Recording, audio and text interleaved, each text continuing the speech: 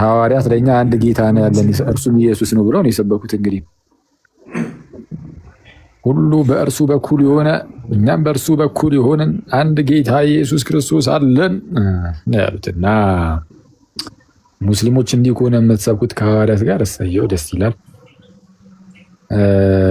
መዳን በማንም የለም እንድንበዘን ከሰማይ በታች የሰጠን ሌላ ስም የለም ተብሎ የክርስቶስ ስም እንጂ ሌላ የለም ተብሎ የተሰበከ ስብከት በሐዋርያት ነው። ይህንን ሙስሊሞች የምትቀበሉ ከሆነ ጥሩ ነው፣ እሰየው ደስ ይላል። እና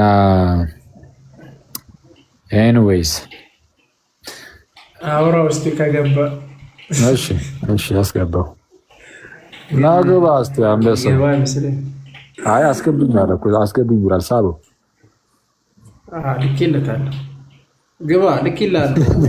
አብደላ አቡ አንዳንድ ሰዎች ለፈምስ ይላሉ። አይ ግን አብደላ ድጋሚ መጥቷል። እስቲ እሺ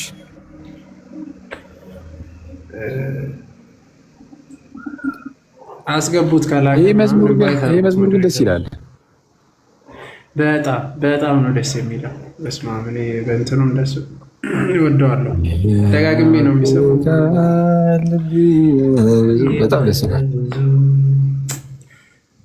ተረጋጋ አድርጎ ነው የዘመረው። ይሄኛው ደግሞ ሐዋዝ ያው በጣም መዝሙሮቹ እንትን በጣም ደስ ይላል የምር።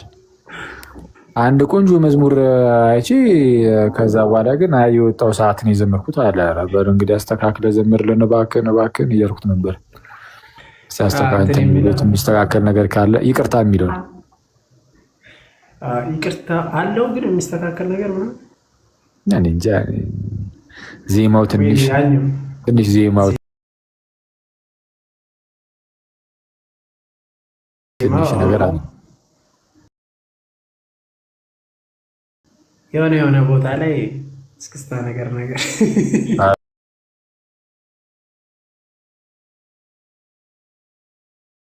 እስክስታ እንኳን የለውም ግን ነበረ የሚያገግበት ትንሽ ኦኬ ኩሳ ይቅርታ ነገር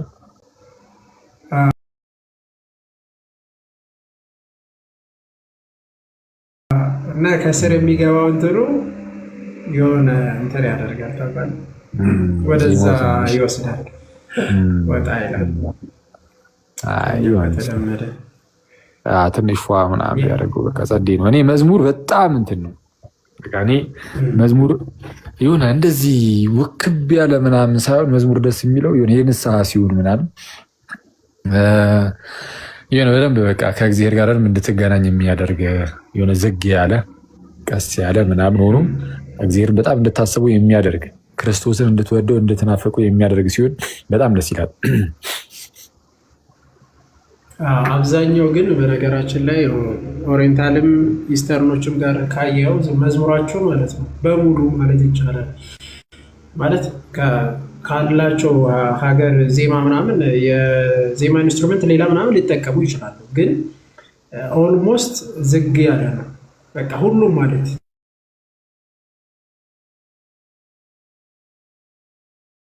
ለእንትን የቀረበ ምናምን የለም። እኛ ጋርም በቃ የኪነ ጥበብ እና የይልማ በነገራችን ላይ ሙሉ በሙሉ ዝግ ያሉ ናቸው። ኢቭን የሐዋዝ ራሱ በጣም እንደዛ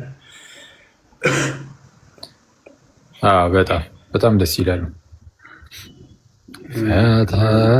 ኧረ በጌታ እንዴት ናችሁ? ፒቾ እንዴት ናችሁ? አለን። ስማ የላኩልህ አይገርምም? ትውስታ የዛሬ ስንት ዓመት? 4 ዓመት እኔ ነው ፓፓ የቹቹዋን ኧረ በጌታ ትሆን እኛ ጀለስ አንድ የወንድም ልጅ አለችው እንደዚህ በአናቱ ሊጠቀም እኛ በጣም በወንድም ልጆች በእህቶች ልጆች ሰክረን ነው እኛ የኖር ነው እና እንደዚህ አይነት ነገር እኛ ጋር ብርቅ አይደለም። ስለዛ እባክህን አንተ ልጅ አታዘቅ። አንተ ማቢኒ በጣም እንደምትወዳት ያስታውቅብሃል። ግን ያው ተወን እንዴ። አይ ህፃን ልጅ ፎቶ ይልክብኛል። እኔ ምንድን ነው ያሟን? እሺ እንደዚህማ እንዲሰማህማ አልፈልግም። ተሰማኝ የምር። አይ እንደዚህ እንዲሰማ አልፈልግም። አይሰማም።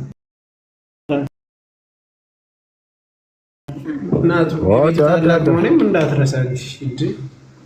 እንዴት ትማታ ነበር ትንንሽ ወንድሞችና እህቶችን መኩ ደርቃ እሱ እኛንስ ከመምታት ወደኋላ ይላል ብለህ ነው ባላት አቋም ፓፒቹ አሁን ባላት አቋም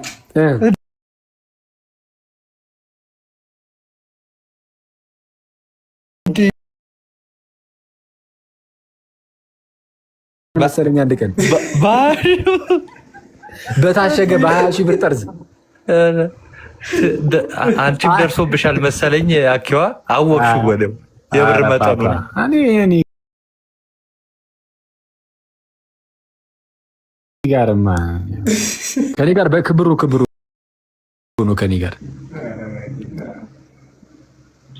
እዚሁ ላስታ በውስጥ እኮ ይፋለብል ነው መኩ ይፋለብል ነው ብለህ ቀውጠህብኛል እኮ እያወራን እዚህ ልሻል እና ልታቸው ያምራል። እንዲህ እኮ ነው ያልከኝ። ሰባ ምን ልታርመው እኮ ነው ያልከኝ እኮ መኩ ተሳስቶ አንተ ልታርመው ነው ያልከኝ እኮ።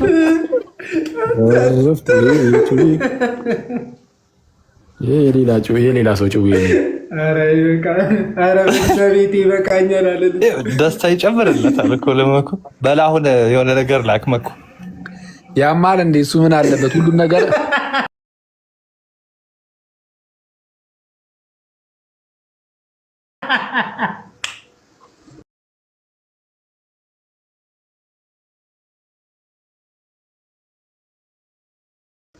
ሁሉን ነገር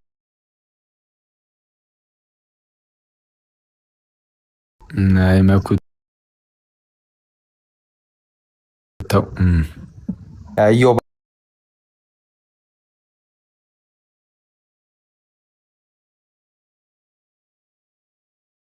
But if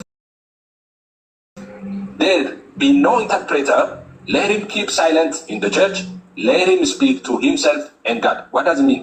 Listen, let me be straight with you, okay? He says here very ትራንስሌት አድርግልኝ ያለው but if no interpreter, let him be silent in the church. This is not church. This is ፈርስት ኮሪንቲያንስ ላይ ያለውን ጠይቁ። Hold on a second. This is not church. We are not in a church here. This is different. No, Babylon, የምንለው ቆይ ትንሽ መለስ አድርገው መኩ። አንዴ ትንሽ መለስ አድርገው ኤፍሬም ሊያወራ ሲል መኩ አኪዋ ስማው Very clear. But if no interpreter, መልሰው let him be silent. if there be መልሰው ገና ሳያወራ ሲጀምር ማለት ነው። So now we're going to interpret. ስማው People interpret differently. Okay, so now No, you're going your to interpretation okay. is different. Okay, let me hear. Okay, let me hear. Okay, teach me. Let me hear this one. Yeah, you're going to interpret this one. The First Corinthians 14:27. Paul said, "If any man speak in unknown tongue, let it be by two or at the most by three, and that by course, and let one interpret. But if there be no interpreter, let him keep silent in the church. Let him speak to himself and God." What does it mean? Listen, let me be straight with you, okay? He says here very clear. But if no I translate ያለ መስሎ in the church. This is ወይ not church. እንትን ነው This is talk. እዚህ ላይ እነዚህ ገብተው እቺ ፍልፍል አንዴ ፓውዝ አድርግልን እባክህን። አሁንም እንደዚህ ኧረ በመቤቴ እዚህም ሌላ ልሳን ተጀመረ እንዳታስብልብን። ወይ መደማመጥ እኮ ቀረ። እዚህ ፊት ለፊት ላይ ያያት እንትን አይለችም ፈረንጇ እህት ካያት ማለት ነው። ኦኬ በእሷ መሪነት ትላለህ ሰው ገስት ላይ እየገባ ይለዋል። ይህንን ደሶ ኮልድ ልሳን ይለዋል። እሷም ትለዋለች ሌሜሜሜሜሜሜሜሜሜሜ አንተ በጣም የሚገርመኝ እንደዚህ እያለች ደግሞ በጣቷ የቱ ጋር ነው ገስቱን ቼክ ታደርጋለች፣ ገስት ታስገባለች፣ ኮመንት መልሳለች። ኢማጂን ኮመንት አንበባ እየመለሰች ሌሜሜሜሜሜሜሜሜሜ ቤቤቤቤቤቤቤቤ ስትል እኔ በጣም ይህ እኮ በጣም አስቸጋሪ እኮ ነው ማለት ነው። የሱ ብቻ ግን እና እንዳለው ህዝቡ ሁሉ ገስት ላይ እየገባ መጫጫው ጀመረ። አንዱ ሌላ ይላል፣ አንዱ ሌላ በቃ የሆነ ልሳን በሚለው ይሄዱበታል ነገሩ ላይ። ከዛ በኋላ ኤፍሬም መጥቶ እንትን እያላቸው ነው ፈርስት ኮሪንቲያንስ ላይ እንደው ይሄ ተርጉም ምናምን ነገር የሚተረጉም ከሌለ ግን በማህበር ምንም አይናገር አይነት የሚመስል ነገር የተነገረውን ክፍል አንስቶ ታዲያ ይህ ምን ማለት ነው ብሎ እየጠየቀ ነው። ያኛው ሰውዬም ደግሞ ለመመለስ እየሞከረ ነበር። እኔ ደግሞ ትራንስሌት ሊያስደረገው ነው እንደ ልሳን ብዬ እንትን እያልኩ ነበር። ግሩም ጂ ቶፕ ጂ ይላል ያስተረጉመ ምናምን ሊቀ ልሳናት ብዬ ትራንስሌት የሚል ሰምቼ ነበር። ትራንስሌት ነው ያለው። መምህር መገስጽ እንደምን አለ? እንኳን ደህና መጣ። ቆይ እንዴት አላችሁ? ግሩምሻት እንዴት አላችሁ? ፓፒቾ አለ ይቅርታና ግሩሜ ሳይረሳ ማን ነው? ቆይ አኬ ግን ምን እያልክ ነበርክ? የሆነ የአንተ ድምፅ ነው መግባቱ አይደለም። የሆነ ድምፁን ሰምቼዋለሁ። ያኬ ምን እያልክ ነበረ?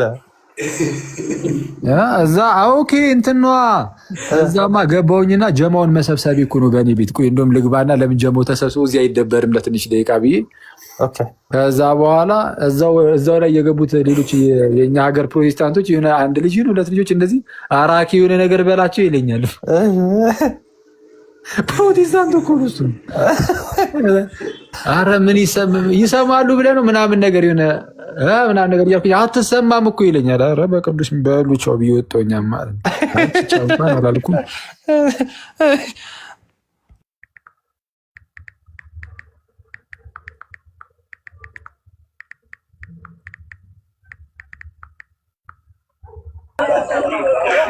እነ ፓስተር እንትሆነ እኔ ያለችው ሄዱ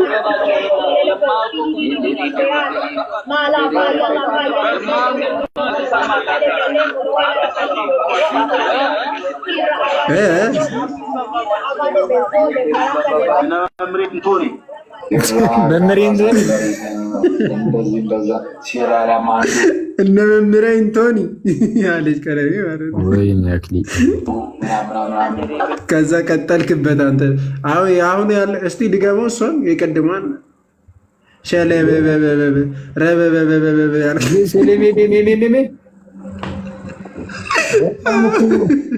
እንዴ ልሳንን ያልናገራሉ እንዴ? ምን እንደ አደገኛ እሪ ይላሉ እንዴ? ተናገር በላይ ልናገር እንዴ? እኛ እኮ ከብዶን ነበረች ቪንቶ ማንዶ ላንዶ ምናምን ትዋ እሷ ነበረች ትንሽ አታገለችልኝ። ቴሌሜሜሜሜሜሜ ምንድን ነው ይሄ እንዴ? ይሄ ኖርምዬ ነው። ተጎጆን ዜማ በዘፈን የሰራቱ ሳያብድ ነች ማለት አሁን በዚህ አስተላልፍላቸው እንጂ አሁን ሌላ ገስት ላይ ቢገባ ማለት አሁን ኦን ጂሰስ ዝም ብሎ ቢገባ እዚህ ውስጥ አሁን ፔንቴኮስታል ናቸው መሰለኝና እነሱ ራሱ ኦን ጂሰስ መሆኑ ፔንቴኮስታል መሆናቸውን በምን አወቁ? አሁን ኤፍሬም ቤኪ ምናምን የሚባል ገብቶ አሁን እንትን እያስቆሙ ነው። በምን አወቁ እነዚህ አሁን ኦን ጂሰስ መሆኑስ? እኔ ትክክል እኮ ነው። እኔ በጣም የሚገርመኝ ምንድነው ታውቃለህ ፓፓ? ይሄ እኔ አሁን እነሱ ልሳን በሚሉት ነገር ሰው ይናገር እንጂ በቃ ምንም ኬር አያረጉ ምንም። ይሄ ለዚህ እንትን ካቶሊክ ይሁን ምክንያቱም ያው ካቶሊኮችም ስላሉ ካሪዝማቲክ ካቶሊክ የሚባሉ አሉ አይደል? በጣም ዘጭ ናቸው። በዚህ እነሱ በጣም ብዙ ናቸው። በጣም እንግዲህ ወደ 200 ሚሊዮን ይጠጋሉ እየተባለ ነው። እንግዲህ 2000 ዓመተ ምህረት ላይ የካቶሊክ ውስጥ 2000 ዓመተ ምህረት ከ25 ዓመት በፊት አረ ከ200 ሚሊዮን ይበልጣሉ። አሁን ላይ እርግጠኛ ነኝ ከ25 ዓመት በፊት 2000 ዓመተ ምህረት ላይ 120 ሚሊዮን ካቶሊኮች ካሪዝማቲክ ናቸው። 120 ሚሊዮን እንዴ! በጣም ዘጭ እኮ ነው። 120 ሚሊዮን እንዴ! አማር እንደ አጠቃላይ በቃ እንደዚህ ይሄ ማለት ካሪዝማቲክ ናቸው ማለት ይሄ በልሳን እንናገራለን፣ ትንቢትን እናገራለን፣ እንፈራገጣለን ምናምን የሚሉ አይነት ማለት ነው። በመንፈስ እንደዚህ እንትናለን ምናምን ነገር የሚሉ እንትኖች ካቶሊኮች የዛሬ 25 ዓመት የጀመረው ወደ 1970 አካባቢ ላይ ነው። 1970 አካባቢ ላይ ጩጪ ነገር ነበሩ። ስንት ነበሩ? ወደ 2 ሚሊዮን አካባቢ ነበሩ ካልተሳሳትኩ፣ ወደ 2 ሚሊዮን አካባቢ። ከዛ በኋላ 1980 ላይ በ10 ዓመት ውስጥ ስንት ቢደርሱ ጥሩ ነው? ከ2 ሚሊዮን 38 ሚሊዮን ጨምሮ 40 ሚሊዮን ሆኑ። በ10 ዓመት ውስጥ ብቻ ከ2 ሚሊዮን ወደ 20 እጥፍ ነው ያደጉት። 20 እጥፍ የካቶሊክ ካሪዝማቲኮች ማለት ነው። እዛ ውስጥ ያሉት ራሳቸው ካቶሊኮቹ ካሪዝማቲክ እየሆኑ የካቶሊክን ዶክትሪን ነው የሚቀበሉት ምናምን። ያው የካቶሊክ ቤተክርስቲያን ዶግማዋን ጥሰህ ካቶሊክ ሆነ መቀጠል አትችልም። ስለዚ ግዴታ ያው በእሷ ዶግማ ውስጥ መሆን አለብህ። ግን በቃ ያንን የእሷኑ ዶግማ ተቀበለው፣ የእሷኑ ዶግማዎች ተቀበለው፣ የእሷኑ የእርሳንና ነገር ተቀበለው። ግን ይሄ ደግሞ የመንፈስ ልምምድ፣ ይሄ ሪኒዋል አይነት ነገር፣ የመታደስ አይነት ነገር እንደዛ ብለው አሉ። ይሄ እንደውም ምን ነበር የሚባለው? አይሲሲ እንዲህ ነበር በጌታ ስም አይሲሲአር ምናምን ነገር የሚላለ። ቆይ አንዴ ሲሲአር ካቶሊክ ቸርች ካሪዝማቲካ ኢንተርናሽናል እንትን አለ እንትናቸው ኮሚኒቲ ነገራቸው ኢንተርናሽናል ምናምን ነገር ብሎ ነው የመሰለኝ የሚጀምረው። ስልኪስ በጌታ በኢየሱስ ካቶሊክ ኢንተርናሽናል አይሲሲአር ሊሆን ይችላል። ያየሁት ካቶሊክ ካሪዝማቲክ ሪኒዋል አይደል? አየህ እና በቃ ምንድነው ወደ ጥንቱ ተመለስን ይሏል። ከፈር በራሱ ካቶሊኮቹ እኮ ናቸው እንደዚህ በማድረጋችን እንደው ወደ ጥንቱ ተመለስን ነገር ይውላል። ለሐዋርያት የተሰጠው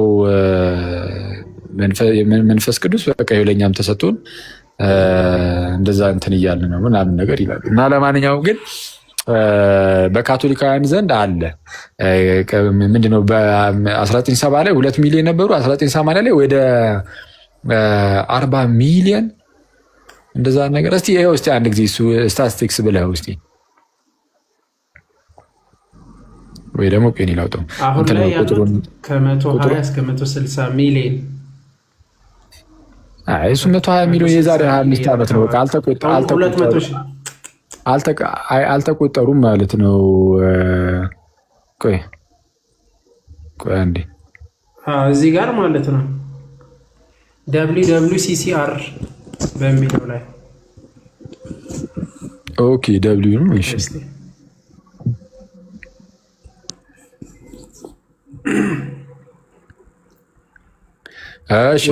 ዋሽንግተን ካቶሊክ ወርልድ ዋይዱ ማለት ነው። እሺ እስቲ ወደ ጽሁፍ ውስጥ ይመለስ አድርገው። ይሄ እነሱ ኦፊሻላቸው ነው። እሺ ወርልድ ዋይድ እሺ ተመልከተ። ዝቅ ወርልድ ዋይድ እሺ ካቶሊክ ካሪዝማቲክ ሪኒዋል ወርልድ ዋይድ ስታቲስቲክስ። እሺ ስታቲስቲክስ በጣም ጥሩ። እሺ እስቲ ዝቅ በል እስቲ በደንብ አይታይም። ከፍ አድርገው ራስን ወይ ደግሞ ትንሽም በዓለም አቀፍ ደረጃ ያለው ቁጥር ነው።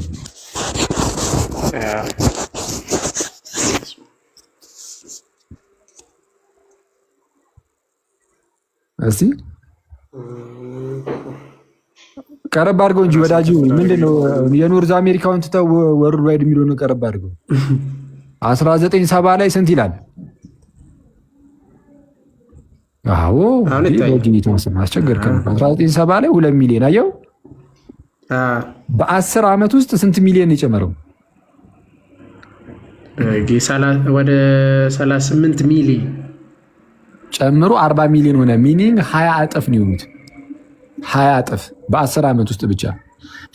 ከዛ በኋላ ደግሞ 2000 ላይ ስንት ሆኑ?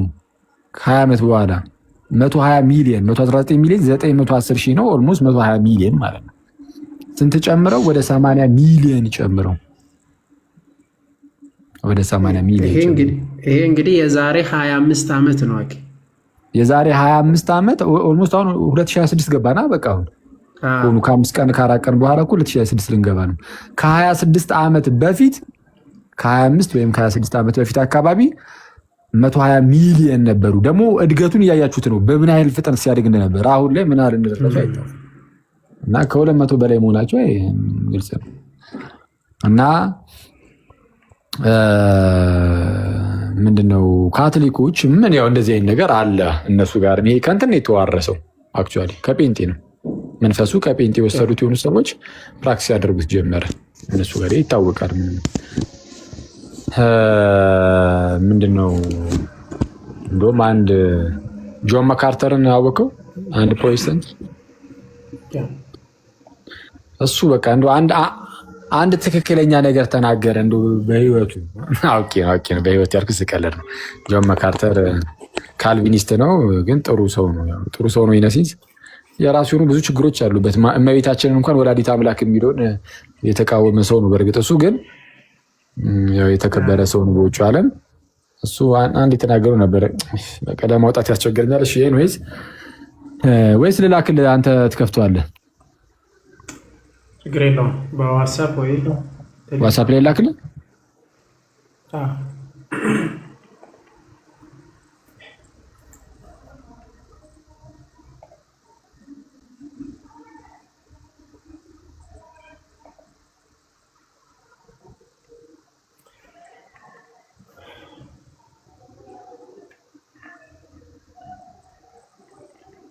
ግሩሜ ሰላም ብለናል። እስከንደ ታኩይ ደህና ነህ? ጠፍተሃል። ኧረ አለን። ምን ተሻለ? በጌታ አልጠየቅኩም ደግሞ ያው ደቅቄ በስተርጅና።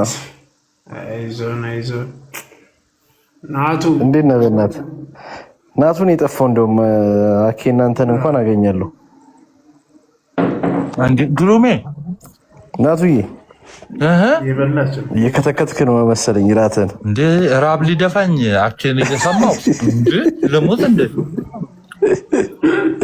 ሊቀ ልሳናትን እየሰማ እንዴ አስጨነቀን እኮ ሁለት ሚሊዮን ምናምን እያለ እንዴት ነሽ ናቱዬ? ግን በቃ ተጠፋበት። የግሩሜ ሙድ መያዣውን ይቀሩኛል። ኧረ ምን የግሩሜ ብቻ አንተ ቴሌግራም ላይ ታታል አንዷል እኔ ገደለች በዛቅ ደግሞ የኛ ሰፈር ልጅ ነች በእውነት እኛ ቤተክርስቲያን ነች። ደግሞ ሳቋን መምህሮ መገስጽ እየተባልክ ምንም እየገሰጽክ አይደለም። እኔ ዝም ብለህ ስም ነው የተሸከምከው አንተ በእውነት ተግሳጹን ለርሶ ነው። በጣም ሙድ እየያዘችብኝ ነው የምር።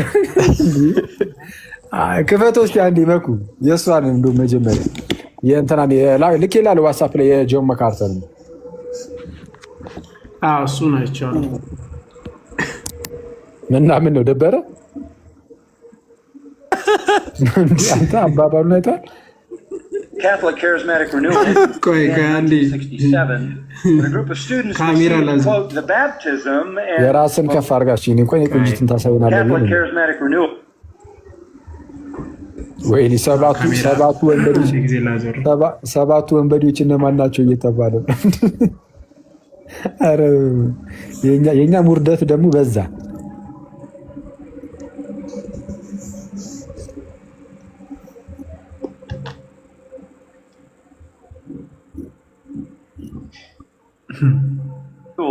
began in 1967 when a group of students received, quote, the baptism and spoke.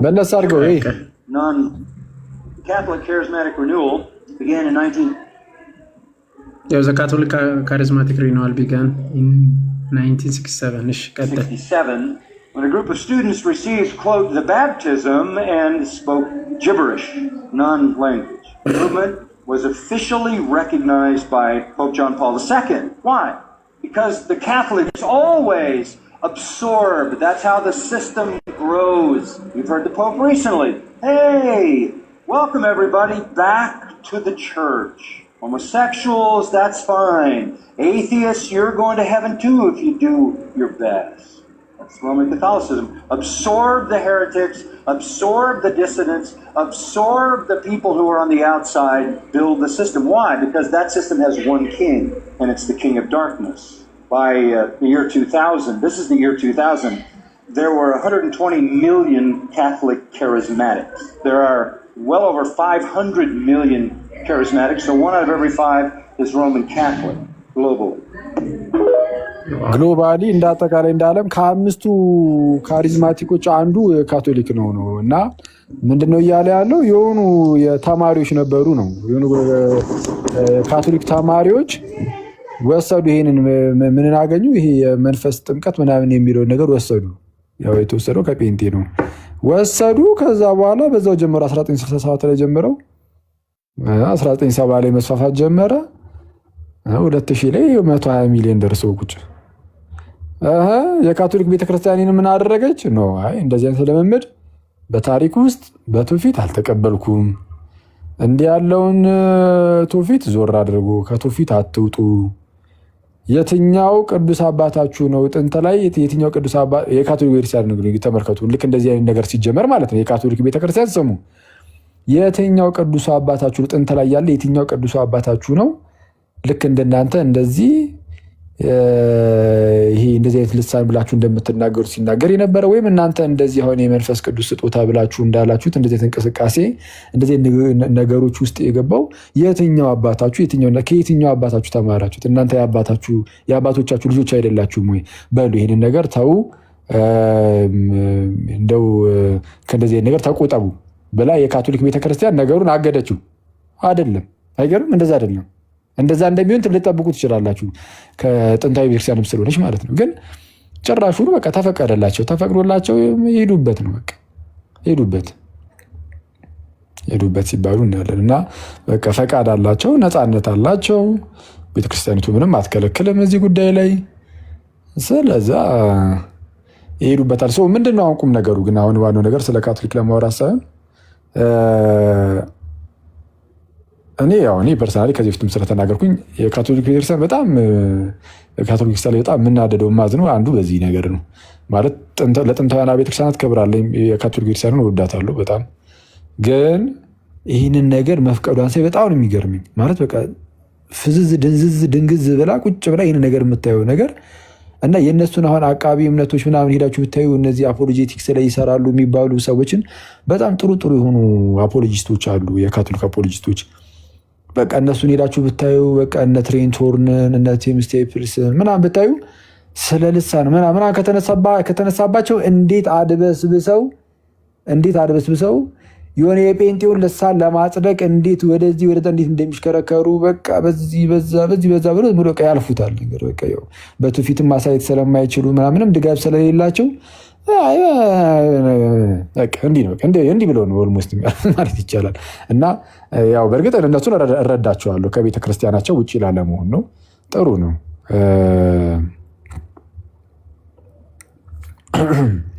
ካቶሊክ ብትታደስ ምን አስጨነቃችሁ አይ እኔ እንግዲህ እንደዛ ያልኩት የካቶሊክ ጥንታዊ ቤተክርስቲያን ስለሆነች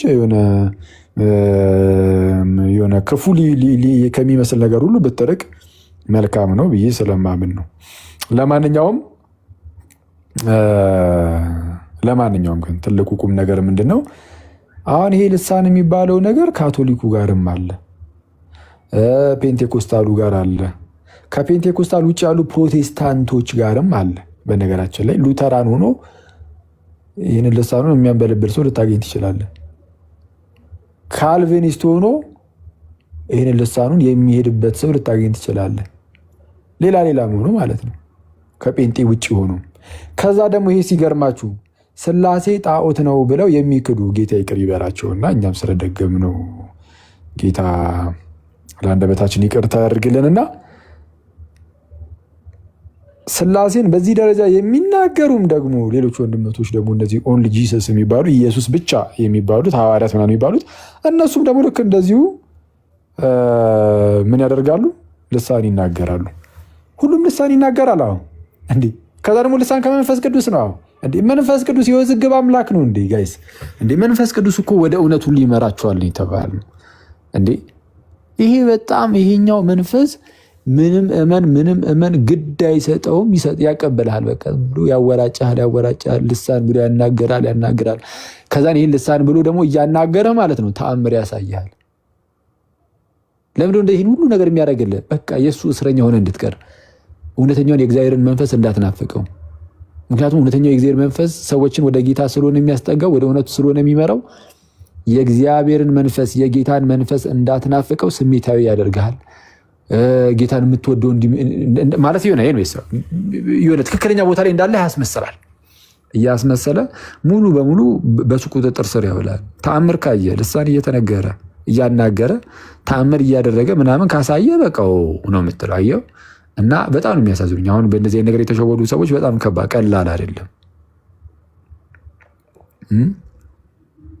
ይሄ ቀላል አይደለም ማለት እግዚአብሔር ካልረዳው በስተቀር አንድን ሰው ከእንደዚህ አይነት ሁኔታ ውስጥ መውጣት እንዴት ይችላል? አይችልም ማለት በቃ ይሄ በጣም የእግዚአብሔር እርዳታ የመንፈስ ቅዱስ እርዳታ በጣም በኃይለኛው። አሁን ለእንደዚህ አይነት ሰው ለዛ ነው በጣም ከትምህርት ይልቅ ጸሎት የሚያስፈልገው። ለዛ ነው ለእንደነዚህ አይነት ሰዎች አሁን ኖርማል እንደዚህ ምናምን ብዙ የተወሳሰበ ነገር ውስጥ ያልገቡ ፕሮቴስታንቶች ምናምን በቃ በትምህርት ምናምን የእግዚአብሔርን ቃል አውጥተህ ምናምን አስተምህራቸው ምናምን በቃ ወደ ጌታ ቤተክርስቲያን ተመልሳችኋል በቀላሉ። ግን ይመስለኛል እንግዲህ እስካየሁት እንደዚያ ይመስለኛል።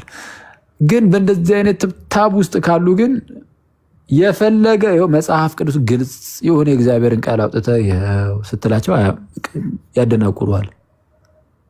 በተአምር አይቀበሉም፣ አይሰሙም። ስለዛ ከትምህርት ይልቅ ለነዚህ ትምህርቱ እንዳለ ሆኖ ጸሎት በጣም ነው የሚያስፈልጋቸው። እንደ ጥሩ ጸሎት በጣም እንደ ጥሩ ጸሎት ማለት በደንብ በቅን ልብ በንጹህ ልብ የሆነ እነሱን ከመውደድ የተነሳ ወደ እግዚአብሔር በጣም መጸለይ ያስፈልጋል። ለሌሎቹም መጸለይ ያስፈልጋል። ያለ ጸሎት ምንም ማድረግ አንችልም። ግን ለነዚህ ደግሞ በጣም አብዝቶ ጸሎት ያስፈልጋል። እግዚአብሔር በጣም እንዲረዳቸው ማለት ነው እንጂ እንደ አንተ ቀላል አይደለም። እንዳልኩ የሆነ ተአምር ካሳየህ በጣም ዲሲቪንግ ነው ይሄ ተአምር። በጣም ነው የሚሸውድ። ተአምር ሸዋጅ ነው። ተአምር በጣም አይደለም ከኤርሲያን ውጭ ያለውን በኤርሲያን ውስጥ ሆኖ አንዳንድ ጊዜ ሰው ሊሸወድ ይችላል። እንደ አደገኛ በጣም በቃ የሆነ ተአምር ምናምን በጣም ናፋቂ የሆነ ሰው ሲሆን አንዳንድ ጊዜ ማለት ነው ወይ በሆነ በቅዱስ ስም ወይ በክርስቶስ ስም ወይ ምናምን ነገር ሰይጣን ሊያታልል ይችላል። በኢየሱስ ክርስቶስ ስም በአርሴማ ስም በምናምን ስም ተብሎ ሰይጣን ግን ሊሸውድህ ይችላል። የምርም ግን በቃ ሰይጣን ትሪክ ሊያደርግ ማለት ነው። የሆነ ኤኒዌይስ የሆነ ትሪክ የሆኑ ነገሮችን እየተጠቀመ አንተን ሊሸውድህ ሊያታልልህ ሊሳለቅብህ ይችላል። በጣም የሆነ ተአምር ናፋቂ መሆን የለብንም። በጣም ቁጥብ ነው መሆን ያለብን እንደዚህ አይነት ጉዳዮች ላይ በጣም ቁጥብ፣ ሁሉንም ነገሮች በጥንቃቄ ማየት። ዝም ብሎ ተአምር። ምክንያቱም ተአምር ፌክ የሆኑ ተአምሮችን ሰይጣንም ያደርጋል። ፌክ የሆነ ተአምር ሰይጣን ያደርጋል። ምን ድረስ አሳማኝ ካላችሁ የተመረጡትን እንኳን ቢቻላቸውስ የተመረጡትን እንኳን እስኪያስቱ ድረስ ነው የተባለው። ታላላቅ ምልክቶችን ድንቆችን ያሳያልን ይተባል። ስለዚህ አመጣጡ የሰይጣን በብዙ ተአምራት በብዙ ድንቆች ነው እንዳለው ጳውሎስም ብዙ ድንቅ ብዙ ተአምር ይታያል። ከዛስ እውነትን ለመቀበል እምቢ ያሉ ሰዎች ልባቸው ድፍን ብሎ የምርም ግን የተቀበሉ እየመሰላቸው በሰይጣን ተታል ይኖራሉ። የሆነ ሰዓት ላይ ነው ልክ ነፍሳቸው ከስጋቸው ልክ ስትነጠል ያ ሲመራቸው የነበረው መንፈስ ራሱ ዞሮ እየሳቀባቸው ወደ ሲኦል ይዟቸው ይሄዳል። ይሄ በጣም ይሄ ልብ ይሰብራል በጣም። ለዛ ነው በጣም እንድንጸልይላቸው የሚያስፈልገን እና ኤንዌይዝ ይህንን ልሳን ኢማጂን ይህንን ልሳን ማርያም ታማልዳለች፣ ምንድነው ፖፕ አይሳሳትም ወይ የሆነ ቅዱስ ቁርባን እውነተኛ የጌታ ስጋና ደም ነው፣ ጥምቀትም ያድናል፣ እንደዚህና መሰል የሆኑ ትምህርቶችን የሚያስተምሩ ካቶሊኮች ጋርም ይሰራል መንፈሱም። ከዛ ባለ ዞር ስትል ደግሞ ጥምቀት አያድንም፣ ቅዱስ ቁርባን አማናዊ የጌታ ስጋና ደም አይደለም፣ ምንድነው ድንግል ማርያም አታማልድም፣ ቅዱሳኑም አያማልዱም ምናምን፣ እንደውም ማርያም ኃጢአተኛ ናት ምናምን በቃ መሰል ነገሮችን ምናምን ይነግርህና ከዛ በኋላ ዞር ስትል መንፈሱ እዚህ ጋርም ይሰራል። ከዛ በኋላ ደግሞ ዞር ትልና ደግሞ አዎ ጥምቀት ያድናል፣ ግን ኢየሱስ ክርስቶስ ግን እውነተኛ እንደኛ አይነት ስጋ የለውም፣ ስላሴም ውሸት ነው ሐሰት ነው ምናምን የሚሉት ጋርም ይኸው መንፈስ ይሰራል። በቃ ይህ መንፈስ ከየት እንደሆነ ማወቅ እንችላለን በዚህ ይህ መንፈስ ከጥልቁ እንደሆነ። ስለዚህ ከእንደዚህ አይነት መናፍስት ሰው ርቆ የእግዚአብሔርን ቃል ቁጭ ብሎ ቢማር የእግዚአብሔርን ቃል መማር ደግሞ ከቤተ ክርስቲያን ቢማር ዝም ብሎ በራሱ በተማረ ቁጥር ሊስት ስለሚችል የጌታን ቤተክርስቲያን በቃ ማግኘት፣ ከዛ በኋላ ከሷ መስማት። ክርስቶስ ምድር ላይ ዘርግቷል መንግስቱን። እንደ የክርስቶስ መንግስት እኮ ምድር ላይ እኮ አለ። አሁን ወደ ፍቅሩ ልጅ መንግስት አፈለሰን እኮ ነው የሚለው። በእግዚአብሔር መንግስት ውስጥ ካልሆንክ እንዴት ነው ኢየሱስ ክርስቶስ ንጉሥ የሚሆነው? በመንግስት ውስጥ አላችሁ? አዎ ካለን። በነገራችን ላይ እኛ በእግዚአብሔር አሁን በምድር ላይ እየኖርን በእግዚአብሔር መንግስት ውስጥ አለን። ቤተክርስቲያን የጌታ መንግስት ነች። በጌታ መንግስት ውስጥ አለን። በጌታ መንግስት ውስጥ ስላለን ነው ኢየሱስ ንጉሳችን የሆነው። ኢየሱስ ንጉስ ነው ሲባል ዝም ብሎ መንግስት የሌለው ንጉስ አይደለም። ክርስቶስ ንጉስ ነው እና መንግስት አለው። መንግስቱ ቤተክርስቲያን ናት። ለቤተክርስቲያን ራስ እንዲሆን ሰጠው ተብሎ እንደተነገረ ማለት ነው። ሄሉ በውስጥ ጠይቂኝ፣ የተወሰነ ነገር እልሻለሁ። አይቼዋለሁ ያሁን ትንሽን ጥያቄ ይችላል እና ጌታ ኢየሱስ ለቤተክርስቲያን ራስ ነው። ሚኒንግ ገዢ ነው። ራስ ነው፣ ገዢ ነው። ኦኬ፣ ገዢ ነው፣ ንጉስ ነው። ቤተክርስቲያን ደግሞ መንግስቱ ናት። በምድር ላይ ሳይቀር መንግስቱ አለች። ስለዛ በክርስቶስ መንግስት ውስጥ መኖር ነው። አንተ ያማል እንደ የክርስቶስ መንግስት ተዘርግቶልህ ምንድነው የክርስቶስ መንግስት ያሉነ ግን የክርስቶስ መንግስት ነኝ እያለ በየቦታው አምጾ የተቀመጠው ውስጥ ሄደ ከአመፀኞቹ ጋር ብትቀላቀል ንጉሱ በመጣ ጊዜ እንዴት አድርጎ አንተን ይወስዳል? አይወስድህም። ጭራሽ ጠላቱ ነው የምትሆንበት። ምክንያቱም በስሙ እየነገርክ ነው።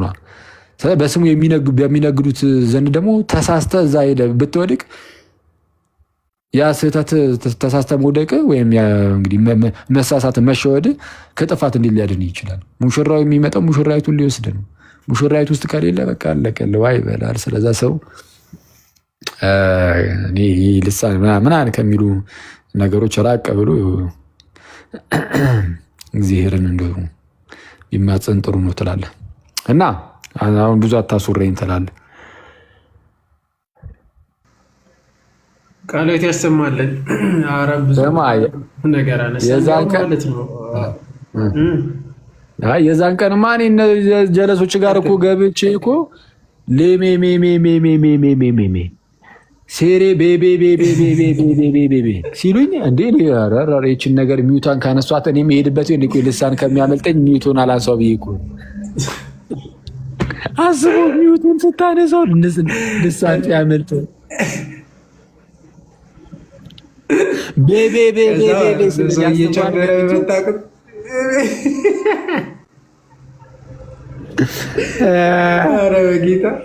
አንድ ልጅ ፕሮቴስታንት ጓደኛ ነበረችኝ። የቅርብ ፕሮቴስታንት ጓደኛ ነገር በላት የቅርቤ ሰው ነች።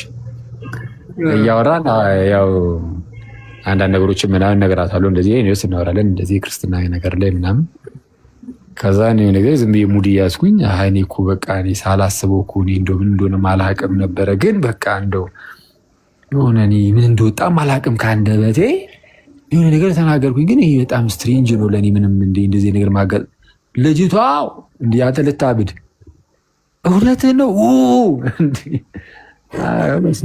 የቀልዴን እላታለሁ። ትዝ ይለኛል ቅዳሜ ሆኖ ነገ እሑድ ነው ማለት ነው። ያው ቅዳሴ ምናምን እንደሚል ስለምታውቅ አቦ ቅዳሴ ላይ ልሳን ያምልጥሃል አለችኝ።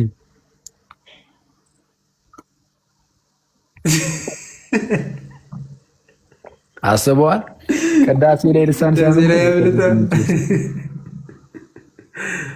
ከባድ እርግማን እና ጨራሽ በጌታ ቤተክርስቲያን ውስጥ ነው እና በጌታ ቤተክርስቲያን ውስጥ መኮበቱን ማለት ነው። ላግ ያደርጋል መሰለኝ። ግን ይሄ ነገር እየቆየ እንትን እያለን ያለው አይ ይደርሳል። ቀጥል። እንትን የጌታ ቤተክርስቲያን ውስጥም ብትሆን ሰዎች በዚህ ስተው እንደዚህ አይነት ነገር ውስጥ ሊወድቁ ይችላሉ። ያው ቤተክርስቲያኒቱ ሪኮግናይዝ አድርገው ምናምን በቃ ይሄ ነገር እንደዚህ ሄዱበት ምናምን ልትል በተአምር አትችልም እንጂ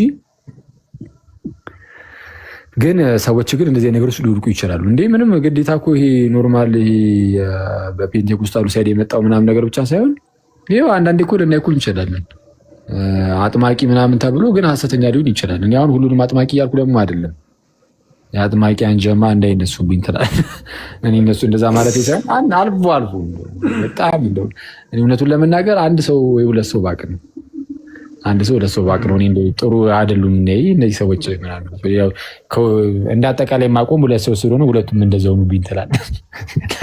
ለማንኛውም ወንድምህን ብቻ ነው የምታውቀው ማለት ያንተ ተቃራኒ ፀጉር ያለው ተዋዩ አታነካከኝ በእናትህ።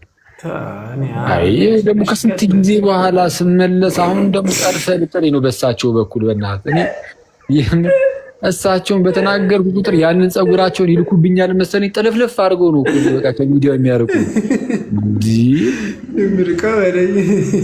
እሳቸው በጣም አንተ በእውነት በጣም አስቸጋሪ ናቸው። አይ እሳቸው ግን ይመቻቸው። አይ እሳቸው ምን ነበረ እንዲያውለብን ያሉት እንዲያውለብላለ ይሄኑ በዛ ሰርታብኝ አረበስ አድክም ይሆንሽ ልጅ እና አሁን እሱ ስታየውና እኔ አሁን እሱ ያጀለስ ሳየው እንጃ እንግዲህ እውነተኛ ሰውም ከሆነ ማለት የምር በእግዚአብሔር መንፈስ ያንን ስራ እየሰራ ከሆነ እሰየው። ግን የሱ አካሄዱ ግን በጣም የጥፋት ነው። የምር የእግዚአብሔርን ጸጋ አግኝቶ ከሆነ እግዚአብሔር ሰጥቶትም ከሆነ ግን እኔ እግዚአብሔር ጸጋ በዚህ ሁኔታ ውስጥ ራሱ እግዚአብሔርን አሰራር ስለማታውቀው እንደው ትንሽ እንትን አንዳንድ ጊዜ ሊከብድ ይችላል እንጂ የፍሬንድ አካሄድ አረማመዱ በስመ አብ በጣም የተንሸዋረረ የተሳከረ የተጠናገረ የተምታታ የተወናበደ ውንብድብድ በእውነት አንተ በጌታ የሱ በጣም አስቸጋሪ ነው። በጣም አስቸጋሪ ጌታ ይርዳው እንጂ በእውነት በጣም በስማ ደግሞ ከዚህ እንትን ከነዚህኞቹ ጋር ብዙ አይስማማ መሰለኝ። ይሄ አሁን በመቁጠሪያ ምናምን ነገር የተወሰነ ሄድ እንልበታለን ከሚሉት ጋር ብዙ አይስማማ መሰለኝ እና ምን ይላል አሁን ከነሱ በጣም እኔ እንደው በጣም ጸዴ ነኝ ለማለት ያህል ማለት ነው። እኔ ቪዲዮ ላይ አይቼው ነው ራሴ ማለት ነው። እኔ መቁጠሪያ ምናምን አልጠቀምም በናዝሬቱ በኢየሱስ ክርስቶስ ስም እለዋለሁ በቃ ይወጣ ይላል። አንዲ እሺ ጥሩ ነው፣ ግን እዛ ጋር አሁን መናቆር ምናምን መጣው አንተ ይሁን ናቆር አለው እኔ በልጥ አይነት የሚመስል ነገር ማለት ነው። ያቺ ፉክክሩ አለችና ጀለስ በቃ በስማ እኔ ፎቶውን ሲያደርግ ራሱን ሲሰብክ ስታየው እኔ እንደዚህ ሆኜ እኔ ራሱን ከአቡነ ተክለ ሃይማኖት ሲያስበልጥ አይቼዋለሁ። ከቅድስት አርሴማ ሲያስበልጥ አይቼዋለሁ። የሆነ ሰይጣንን እያስለፈለፈ በጣም የሚያስቀኝ ሰይጣን በጣም አጭበርባሪ እንደሆነ የምታውቀው ማለት ነው። ሰይጣን በጣም አጭበርባሪ እንደሆነ የምታውቀው ሰይጣኑ ይላል ማለት ነው። እንግዲህ መንፈስ ልጮህ ይችላል። ባይዚህ ምንም መንፈስን ማስጮ በጣም የትኛው ማለት በቃ በቀላሉ እንደዚህ አይነት ነገር ሰው ሊያደርግ ይችላል ማለት ዝም ብሎ ክፉ መንፈስ ራሱ ይተባበራል። ዝም ብሎ የመጫጫው ነገር ያመጣልሃል ምናምን ውጣ ስትለው ወጣው ምናምን ይልሃል። የፈውስ ነገር ሊያሳይ ይችላል ምናምን ነገር ፈውስ የሚመስል ነገር ሊያሳይ ይችላል። ነገራችን ላይ የትም ቦታ እንደዚህ ነገሮች ይኖራሉ። ልጅ ሰሶች ጋርም እንደዚህ ነገር ልታየት ይችላል። ለማንኛውም ግን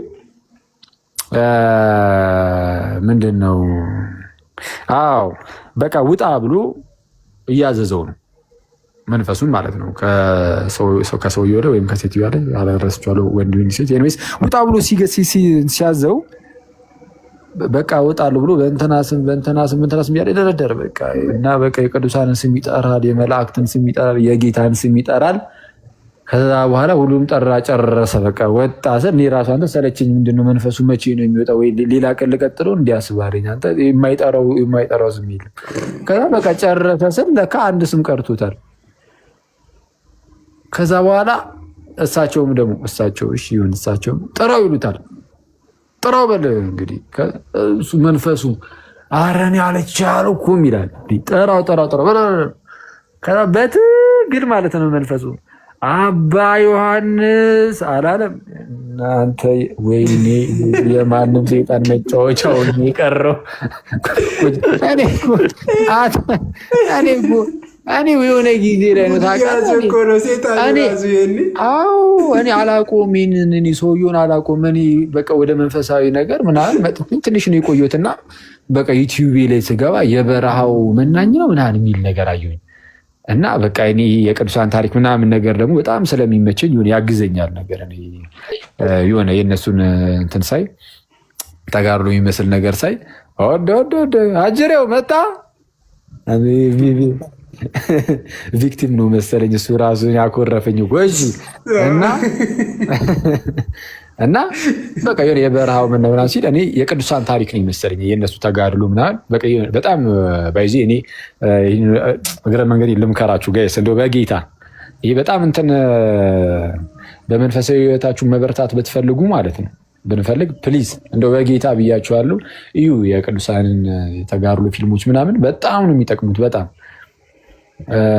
እኔ ትዝ ይለኛል የሆነ አንዳንዴ በጣም በዝቶብኝ ማለት ነው አንዴ አይና ማለት ነው በጣም በቃ ስሜቱ በዝቶብኝ ነገ ለመንኩስ በቃ አላለሁ አንዳንዴ በዚህ ትልቁ ላይ አታርገኝ እንደዚህ አትሊስት ለሁለት አድርገን ቪዲዮም ስላልከፈኩኝ እንትን አድርገኝ ይሄ ትልቁ ላይ አታርገኝ እና አረ በቃ ነገ ለመንኩስ እላለሁ ምን አልሽኝ ቢኒ ትልቁ ላይ አታርገኝ ያልከው ፈራቸው እንዴ አረ በእናትህ ለመምታት እንዳያመቻቸው በትልቁ ቁጭ ብዬ አነጣጥሮ እንዳይቀርቡኝ ከእናንተ ነጠለው ስሜታዊ አንዱን የፀጉራቸውን ዘለላ ልከው ጉድ እንዳይሰሩኝ እንዳይወርዱኝ ከላይ በሆነ እና እዩ እና በጣም ጥሩ ነው። ኤኒዌይስ በጣም ጥሩ ነው። ያነሳሳል። ክርስቶስን እንድትናፍቁት ምናምን ነገር ያደርጋቸዋል። የትኛው ቅዱሳን እኔ የአባ ቢሾይ እኔ ዝምተኛው መነኩሴ እና አባ ቢሾይ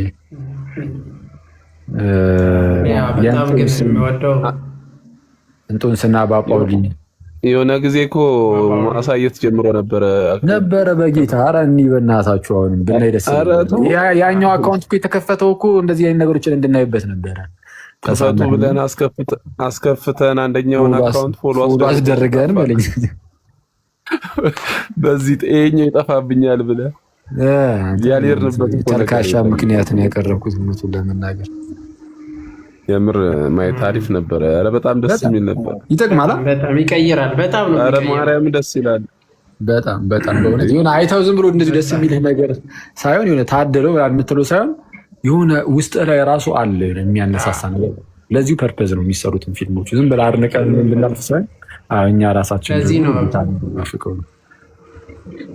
አቡነ ሽኖዳን በዚህ በጣም ነው ማመሰግናቸው። በጌታ በጣም ሰርቶበታል። ወጣቱንም ሁሉንም ለመቀየር ያንን አምጥቶ በዚህ ልክ ማድረጋቸው እጅግ የሚያስመሰግን ነው። ከመጽሐፍ ባለፈ ማለት ነው ይሄንን መስራታቸው። እና ዩቲዩብ ላይ ነው እና ስገባኔ የበረሃው መናኝ ሲል በቃ አንድ መነኩሴ ወይ ምናምን ብቻ የሆነ አንድ አባት ምናምን በበረሃ የተጋደሉ ምናምን አባት ላይ ነው በርገድ ሳሪ የሰይጣን መጫጫዋል እንዲ ነገር ምንድን ነው? አረ የዚህ ዘመን ቅዱስ አባት ናቸው። እንደዚህ ደግሞ እንደዚህ ደገኛ አባት እግራቸው ስር ሂጂ ድፍት ብዬ እንደው በተማርኩኝ ብዬ እኮ ነው አንተ ጠጋ ብዬ አያቸዋለሁ። ሰይጣኑ ይጫዋል ሲባል ስም ጠራ አትጥራ ግብ ከሰይጣኑ ጋር መጨረሻ ላይ አባ ዮሐንስ አላለም በስ እሳቸው አዎ እንዲያ ነው እንጂ አረ ይመጫቸው በቅዱስ ሚካኤል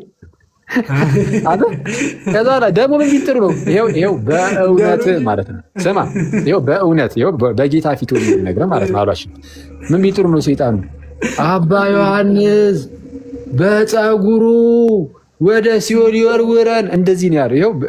ይሄው በቃ ይሄው በእግዚአብሔር ፊት እኔ በቃ የዛን ቀን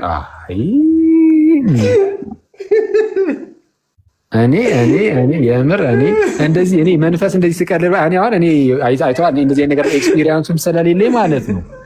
እኔ በጣም እንደዚህ ጥሩም ስላልሆንኩኝ እንደዚህ በጣም እኔ ያኔ ገና እየመጣንም ስለነበረ እኔ መንፈስ እንደዚህ ሲቀርብ እኔ በጣም ነው የምነቀረው፣ በጣም ነው የምናደደው ማለት ነው።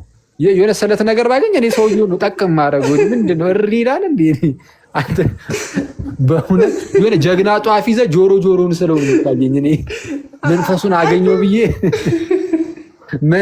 አገኘው ብዬ ሰውዬውን በጀግና ጧፍ አንተ በጣም አስቸጋሪ እኮ ነው በእውነት እኔ እና አንዳንድ ጊዜ አንዳንድ ልምምዶቻችን ያስፈራሉ። አሁን የመቁጠሪያ ምናምን አጠቃቀማችን ራሱ እኔ አሁን አንድ ቪዲዮ የሆነ ጊዜ ላይ ሲሰራጭ ነበር። ተኪቼ ነው እኮ ግን አኪ አንተም ቢሆን ማለት ነው አክሊል በአፍንጫው ይወርውረን ወደ ሲኦል ነበር። ምን ለማለት ፈልገህ ነው? እስቲ እሺ ነገር ማለት እሺ ማለት አብራራልን ወይ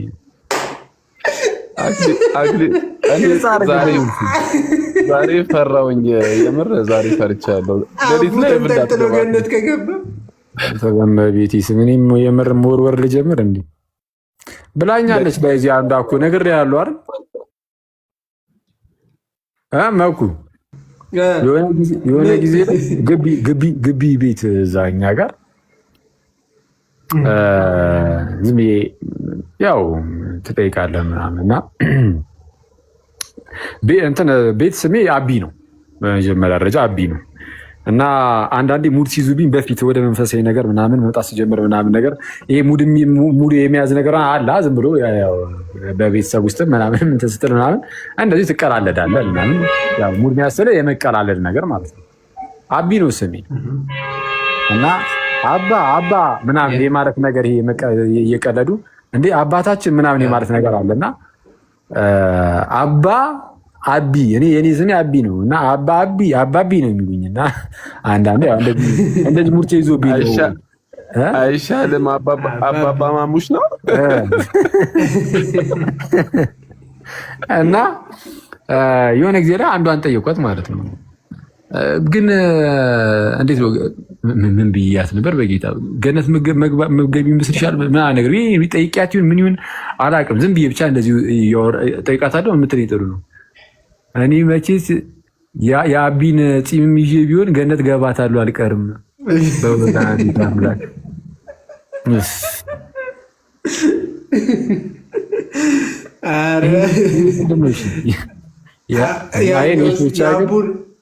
የአቡስ ትዝ አለ። የአቡ በአፍንጫው ደግሞ ሙድ የያዙት ሙስሊሞቹ የዛን ጊዜማ እንዲያወጧት እኮ ከጉድ የአፍንጫ ደፍጣጣ ምናምን የሚለውን ጠቅስ አውጥተው በቃ አቡ ወደ እግዚአብሔር መንግስት አይገባም ችግር በእኔ አፍንጫ ይገባል አልኳቸው። ምንድን ነው ያኔ ጀለስና አራው መሄድ እንጂ አረኛ ጋር አንድ የሰጠ የተወሰነ ለሁለት ሰው የሚበቃል ያሟል እንዴ እና ኤኒዌይስ ግን የእንትን አንዳንድ ልምምዶቻችን በጣም አስጊ ናቸው እውነቱን ለመናገር። አሁን የመቁጠሪያ ምናምን አጠቃቀማችን ምን ራሱ ካየኸው የሆነ ጀግና መቁጠሪያ ያነሳና አንድ ሰው ማለት ነው። መቁጠሪያ እንግዲህ በዋናነት ጥቅማቸው በቃ እየቆጠርክ መጸለይ ምናምን ነገር ነው። ጌታን እያሰብክ ምናምን የምትጸልይበት ነው። መቁጠሪያውን ያዝ አድርገህ ሰውነትን ላጥ የምታደርግበት ከሆነ ማለት እኔ እውነቱን ለነገር ኖርማል ነገር ነበር የሚመስለኝ አሁን ቅርብ ጊዜ ድረስ። ግን አሁን ላይ ሳስበው ምንድን ነው ሀሳቡ ማለት በመቁጠሪያ ራስህን መግረፉ ምናምን። እኔ አንድ ቪዲዮ በተለይ ሲዘዋወር ነበር አይደል? ትዝ ይለኛል። የሆነ ጊዜ ላይም ሳናወራበት አንቀርም መሰለኝ እዚህ ሚዲያው ላይ ሲዘዋወር ነበረ። ፕራይቬት ፓርቱን በመቁጠሪያ ሲመታ ማለት ነው። አይተዋል? እሱን ቪዲዮ አይታችሁታል? ቢኒ አላየሁም። ፕራይቬት ፓርቱን በመቁጠሪያ የሚመታውን ልጅ ቀጠቀጠው። የምሬን እኮ ነው እንዴ! በጣም እኮ ትምህርታቸውን ነው ትኩረት ማድረግ ነው አይደለም። ኦኬ እንዴ እንትናት መሰለኝ የተወሰነ መቁጠሪያ አርፎባታል መሰለኝ ጀርባዋ ላይ። ቆይ አይ ይሁን ቢኒ ተቅለሰለሰ ታውቃለህ። መቁጠሪያ ሲነሳ ጀርባው ላይ መቁጠሪያ አልቋል መሰለኝ እና ምንድነው? አዎ አይ ልጁ አይ ቲንክ እንትን ነው ያው እንደም ሁኔታውን ሳየው በዝሙት ወይ ይፈተናል ይመስለኛል። ወይ በዝሙት ወይ እንደዚህ በፍትወት አይነት ነገር ይፈተናል መሰለኝ። በፍትወት ይፈተናል። እሱን ለመወጣት ውጣ አንተ ሰይጣን ውጣ እያለ የሚደበድበው ፕራይቬት ፓርቱ ነው እዛ ቦታ ላይ ማለት ነው። እንዴ እኮ እንደዚህ እኮ አይመጡ ማለት የለም እኮ እኔ ማለት እኔ በታሪክ እንደዚህ ያደረገ ግን አለ ማለት እኔ ከእንደዚህ አይነት ጠንቅ ለመዳን ብሎ ከዝሙት ጠንቅ ለመዳን ብሎ በመቁጠሪያ እንደኛ አንተ ሰዓት እንዲቁልፈ አንቆ ሊገሉ ነው እንዴ እኮ ነው የተባራቡና በእኔ ክፉ አታሱረኝ። በጣም በእውነት ይሄ በጣም እኮ አይደለም አኬ ይህ ሰው ቢቆርማሽ ማለት እንደ አረበና ቤት ስቲቱ ያስቸጋሪ ነው። በጌታ በጣም እና አጠቃቀማችን በጣም አስቸጋሪ ያስወግዛል። በስርዓታችን ያስወግዛል። ታውቃለህ ምኑ ራሳቸውን ጃንደረባ የሚያደርጉ አረ እንደዛ አደረጉ አላልኩኝም እኔ በመቤቴ ምን አባ ጃንደረባ አይደለም ጃንደረባ በቤተ ክርስቲያን ውስጥ ለዝሙት ጠንቀው ነው ጃንደረባ የሚያደርጉ። ይሄማ በቃ ኦልሬዲ ከመጣ ከደበደበ ሆነ እኮ ምን ቀረ? አይ እንደዛ እንኳን አይ በዛ ደረጃ እንኳን አልመሰለኝ እንጂ እንግዲህ በኋላ ላይ ብቻ በኋላ ሀገር ሰላም ብሎ ሁሉ ነገር አልፎ አግብቶ ጸጸቱ እንዳይበላው እንጂ እሱን እኮ ነገር ተፈጥሮ ካገባ በኋላ ነገር ይሁን አውቆ ምን ጉዳት እንዳደረሰ ላይ ጸጸቱ ሲበላው ከባድ ነው። እና አይኔስ ብቻ ግን ይሄ ሁሉም ነገር በአግባቡ ሲሆን ጥሩ ነው። ከእንደዚህ አይነት ከዝሙት ከእንደዚህ የፍትወት ኃጢአት ምናምን ነገር ወይም እንደዚህ አይነት ፈተናዎች ምናምን የምንላቀቀው ጋይስ እንደዚህ ነገሮችን በማድረግ ሳይሆን በቃ ምንድነው አንተ ጋር ነው ድምፅ የምሰማው መኩ ኧረ ሚውት አድርግልን በመቤት የሆነ ሚውት አድርጎለች ነው ደግሞ አዎ አንተ ጋር ነው በስመ በጣም የሚረብሽ ድምፅ ነበረው። እና ሰው ከፍትወት እንደዚህ ከዝሙታዊ ነገሮች ምናምን ነገር አሁን እንደዚህ አይነት ፈተና ወጣቶች ላይ ሊመጣ ይችላል ማለት ጤናማ ነው መምጣቱ ችግር የለውም። ፈተናው መምጣቱ ማለት በቃ የሚጠበቅ ነው ከእድሜ ጋር አብሮ ባይ ዲፎልት በቃ ሊመጣ ይችላል። ይሄ ነገር እንደዚህ አይነት ፍላጎቶች ምናምን ይመጣል ማለት እንደዚህ ፍላጎቶች ሊመጡ ይችላሉ። እና ትልቁ ችግር ምንድን ነው? እነዚህን ፍላጎቶች ይዘን ሰው ለነዛ ፍላጎቶቹ ተገዝቶ ልክ መውደቅ ሲጀምር በአንድም በሌላ ምክንያት መውደቅ ሲጀምር ያኔ ከእግዚአብሔር ጋር ተቃራኒ ይሆናል። ለእግዚአብሔር ፊቱን እያዞር ጀርባውን እየሰጠ መምጣት ይጀምራል። እሱ በጣም በጣም አደገኛ የውድቀት ጅማሬ ነው እና ከዛ ላይ የውድቀት ፍጻሜም ይሆናል። ስለዛ ምንድን ነው ከእንደዚህ አይነት ነገሮች ለመዳን በጣም ትኩረታችንን ክርስቶስ ላይ ማድረግ የሚሻለው እንደዛ ነው። ሀሳባችን በተቀደሰ ቁጥር ከእንደዚህ አይነት ጠንቅ እንድናለን። ይሄ የዝሙት ነክ ነገሮች ምናምን በጣም አስቸጋሪ ናቸው። በጣም ፈተናቸው ቀላል ስላልሆነ ከእንደዚህ አይነት ነገር ለመዳን በተቻለ አቅም ሀሳብን ሁሌ ቶሎ እያደረጉ መቀደስ ሀሳባችንን የተቀደሰ ማድረግ ማለት ስለ ክርስቶስ ማሰብ።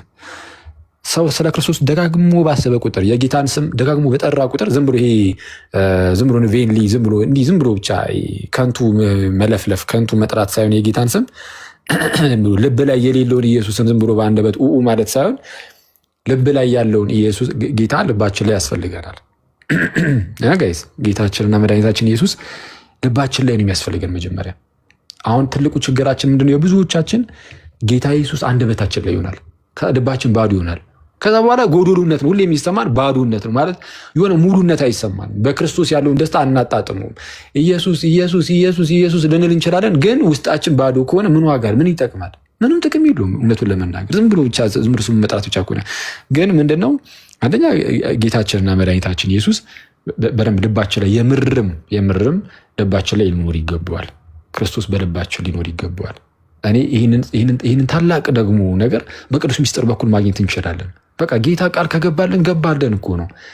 ስጋዬን የበላ ደሜን የጠጣ እኔ በእርሱ እኖራለሁ እርሱም በእኔ ይኖራል ካለ እንዴ በቃ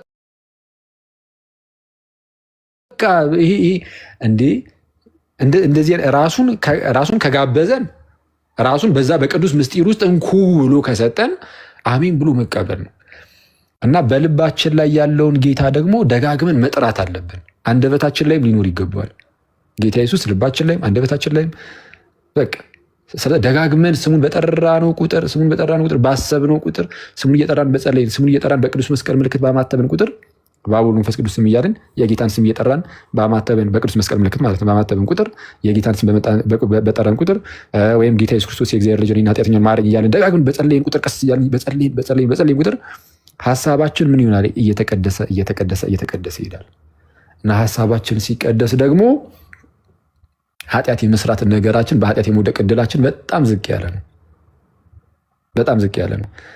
ኃጢአትን የምንሰራው በተግባር ማለት ነው። ኃጢአትን የምንሰራው መጀመሪያ ስናስበው ነው። ሳናስበው ዝም ብሎ ኃጢአት አይሰራም። ሳታስበው ዝም ብሎ ኃጢአት የምትሰራው ምንድን ነው? ለምሳሌ መኪና እየነዳ ሰው ብትገጭ፣ ይሄ ሳታስበው ዝም ብለህ ገጭህ፣ ይሄ አጋጣሚ ሊሆን ይችላል እንደዚህ አይነት እንጂ አሁን ለምሳሌ ዝሙት ወይም ሰውን መግደል ራሱ ቢሆን ማለት ነው ሆን ብለህ የምትገድለው ከሆነ መጀመሪያ አስበህበት፣ አምነህበት፣ አቅደህበት የሆነ ነገር ቀምረህ ሄደህ እንዲህ ነው። ያው እንደዚያ የሚያደርግ የለም። ስለዚህ እሱ የግድያውን ብንተው እንኳን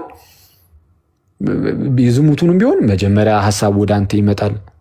ከዛ በኋላ ያችን ልጅ ወይ መመኘት እንድትጀምር ያደርጋል፣ ወይም መመኘት ትጀምራለህ በመጥፎ መልክ። በቃ ያኔ ጌታ በነገራችን ላይ ለዚህ ነው ምንድን ነበር ያለው በማቴዎስ ወንጌል ምዕራፍ 5 ላይ ለቀድሞ ምንድነው እንደዚህ ያደረገ ከሴት ጋር እንደዚህ ያደረገ እንደዚህ ተብሎ ነበረ። እኔ ግን እላችኋለሁ ያየም የተመኘም ምን ያለው አይደል? ያየ አይደለም ግን ያየም የተመኘም አለ ማለት ማየት እንተያየ አይደለም። ግን አይቶ ግን አንድ ወንድ ወደ ሴቲቱ አይቶ ወደ የፈጠነ ደግሞ ከተመኛት አረብስ ይሄ በጣም አደገኛ ይሄ የሰይጣን አይን ነው ያለን ማለት ነው። በጣም አደገኛ በጣም ኢቪል የሆነ የክፋት አይን ሊኖረን ይችላል ማለት ሀሳቡ አይመጣም አይደለም። ሀሳቡን ዝም ብሎ ሰይጣንም ሊያቀርቡ ይችላል። አጋጣሚ እናንተ ባላሰባችሁት ሁኔታ እንዴት ነው ድንገት ሊመጣ ይችላል። ወይ የፈጠነ ግን ከእንደዚህ ይህን ነገር ኖ ማለት አለባችሁ እና ሆን ብለን ግን ቆይችን ልጅ እንደዚህ አድርጌ በቃ ተመኝቻት ምናምን በሚለው ከዛ በኋላ ልጅቷን ደግሞ ወደ ማጥመድ ከተሄደ ሆን ተብሎ ይማጀን የአይታት ከዛ በኋላ ኧረ እቺንማ በቃ ግድ ነው ያስፈልጋል እንደዛ ከዛ ደግሞ እሷን ለማጥመድ ደግሞ በሆነ ሚንስ ምናምን ነገር አያደርገ ልጅቷን አጥምደ ከዛ ልጅቷም ደግሞ ለምሳሌ በአንድም በሌላ ምክንያት ወይ እሷም እንደዛው ትንሽ እንዴት ነው ከጌታ ራቅ ብላ ዝም ብላ እንደዚህ አይነት ነገር ውስጥ ብቻ የምትሳተፍ አይነት ሴት ሆና የተወሰነ የሆነ ብቻ እንደዚህ አይነት ማለት ዝም ብላ ይሄ ለሴክሹዋል ነገር ምናምን በጣም አቬለብል ይሆናሉ። ባይዚ አይደል አንዳንድ ሰዎች እንደዚህ አይነት ሰዎች ሊያጋጥሙ ይችላሉ። እንግዲህ ያው ጌታ ይቅር ይበለንና ሁላችንም ችግር አለብን እንደምታውቁት። ሁሉም ሰው የራሱ የሆነ ድክመት የራሱ የሆነ ኃጢአት አለበት። አሁን አንዳንድ እህቶች ደግሞ ሴክሹዋል ነገር ላይ ምናምን እንደዚህ በቃ ዝም ብሎ አቬለብል ይሆኑ ዛሬ አውቋት ምናምን ነገር ዛሬ የሆነ ነገር አድርገው ምናምን ነገር የሚለያዩ ሰዎች አሉ ተብሎ ሲነገር ስንሰማ ማለት እንደዚህ ነገር ሲነገር እየሰማን ነው እና በጣም የሚያስገርም ነው እና በጣም አቬለብል ማለት በቃ በሌላ አማርኛ ክብር የሌላቸው ማለት ነው። አንድ ሰው ክብር የለውም ሴትም ሆነ ወንድ ማለት ነው። ወንድም እኔ ዓለማዊ ወንድ ኖርማል ዓለማዊ ወንድ ምናምን ሙስሊምም ቢሆን ሌላም ወይ ፕሮቴስታንትም በቃ ኖርማል ኤቲስት በሉ ተውት እንደው ሃይማኖት ያላቸው ምናምን እንኳን እስቲ ይሁንና ግን እንደው ኤቲስት ማለት በቃ እንደው ፈጣሪ የለም የሚል ማለት ነው። ሆኖ ግን እዚህም እዛም ምናምን የማይዝረከረክ በቃ ዲሰንት የሆነ ኩል የሆነ ወንድም ይኖራል። ኤቲስት ሆኖ ፈጣሪ የለም እያለ እኔ ኤቲስት ሆኖ እንደዚህ አይነት ሰው ሊኖር እንደሚችል እያወቅን ክርስቲያን ሆኖ ደግሞ ዝርክርክርክ የሚል ሰው በጣም ሺም ነው እና ክርስቶስን በጣም ያሳዝነዋል። ይሄ ክርስቶስን ብቻ ለመንፈስ ቅዱስን እጅጉን ያሳዝነዋል። ለዛ ነው በነገራችን ላይ ቅዱስ ጳውሎስ በቆሮንቶስ መልእክቱ ላይ እንዴ ስጋችሁ የመንፈስ ቅዱስ ማደሪያ ነው ብሎ እኮ ያስረዳው እኮ ስለ ዝሙት አንስቶ ሲናገር እኮ ነው። የእግዚአብሔር ነው በቃ ይህ ስጋ የመንፈስ ቅዱስ ማደሪያ ነው፣ የእግዚአብሔር ነው። እሱን አንስተ እንዴት ነው የዘማ የምታደርገው ማለት ጭራሽ አይመጣም። እና ከሌሎች ኃጢአቶች ሁሉ ዝሙት በጣም ክፉ ኃጢአት ነው በእግዚአብሔር ዘንድ የተጠላ ከሌላው ኃጢአት ሁሉ የተጠላ የተነቀፈ ኃጢአት ዝሙት ነው። ግን ብዙዎቻችን በቀላሉ የምንወድቅበትም እሱ እየሆነ መጥቷል። ሳድኒ ማለት ነው በሚያሳዝን ሁኔታ። ለማንኛውም ስለ ጌታ ኢየሱስ ምን አለ? ያየም የተመኘም ያለው ነገርየው የሚጀምረው በመመኘት ስለሆነ ነገርየው የሚጀምረው በመመኘት ነው። መመኘት ላይ ነው ካልክ በቃ አትሄድም፣ ወደዛ ቀጣዩን ነገር አታየውም። ግን ስትመኝ ከዛ በኋላ ታሳድጓለህ፣ ትቀምራለህ፣ ልጅቷን የሆነ ነገር እንትን ትላለህ።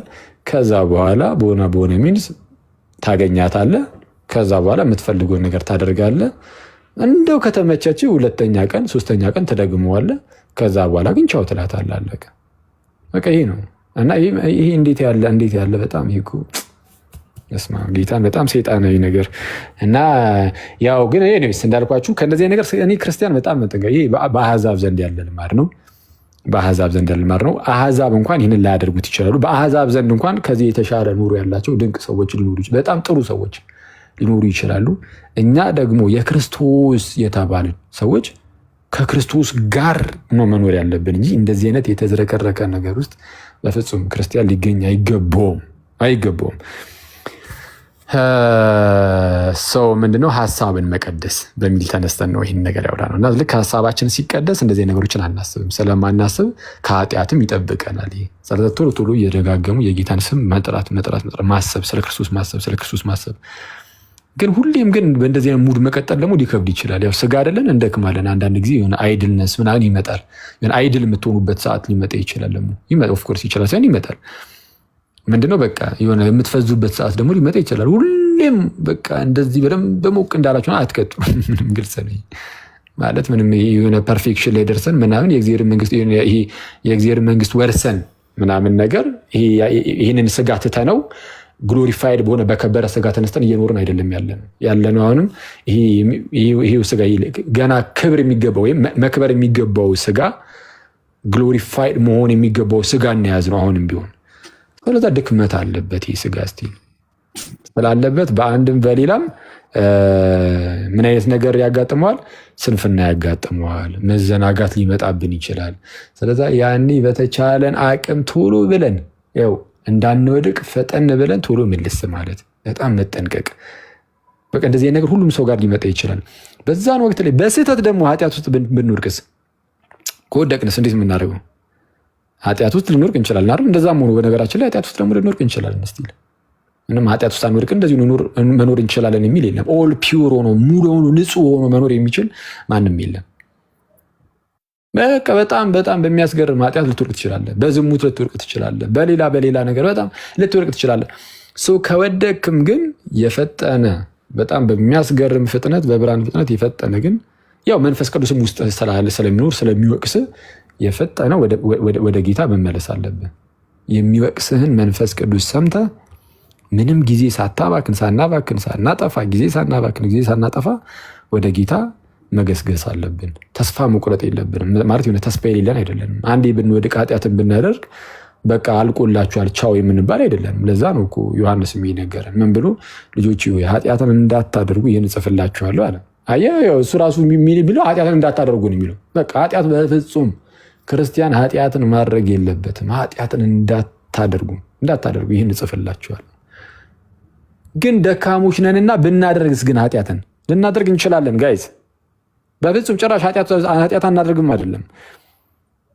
ቅድም እንዳልኳችሁ አንድ ሰው እንዲህ እየቀመረ ይህን እንደዚህ አድርጌ ምናምን እንደዚህ ክርስቲያን በዚህ ደረጃ እንደዚህ መሆን የለበትም። ኦፍኮርስ ተአምር እንደዚህ መሆን የለበትም። ግን በስተት ግን እንደዚህ ነገር ውስጥ ከገባ ይወጣል። ለምሳሌ ከኛ መካከል እንደዚህ አይነት ሁኔታ ውስጥ አንድ ሰው ቢሆን ለምሳሌ ወደ መንፈሳዊ ነገር ሳይመጣ ምናምን ነገር በቃ እንደው ሲኖር ምናምን ነገር በአንድም በሌላም እንደዚህ መንፈሳዊ ነገሩ ምናምን ብዙም ሳያውቀው እንደዚህ ነገር ውስጥ ገብቶ ቢኖር ችግር የለውም።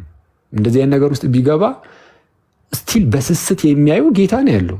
ያንን ወንድም ያችን እህት እንደዚህ ነገር ውስጥ ያሉትን ወንድሞች እህቶች ጌታ በስስት ነው የሚያቸው። ማለት በጣም በስስት ማለት ነው። በጣም በናፍቆት ሆኖ ነው የሚጠብቃቸው እንዲመጡለት ማለት ነው። ልክ እንደ አንድ ቤተሰብ ወይም እንደ አንዲት እናት ልጇ የሆነ ከስሯ ራቅ ብሎ ደጁን እያየች እንደምትጠብቀው እስኪመጣላት ማለት ነው። በዛው እንዳይቀርብኝ ልጅ ብላ እየተሳቀቀች እንደምትጠብቅ እናት ጌታ እነዚህንም ሰዎችም ልጆች ሞተው እንዳይቀሩብኝ በተመለሱ እያለ ብዙ አጋጣሚዎችን ሁሉ ያስቀምጥላቸዋል።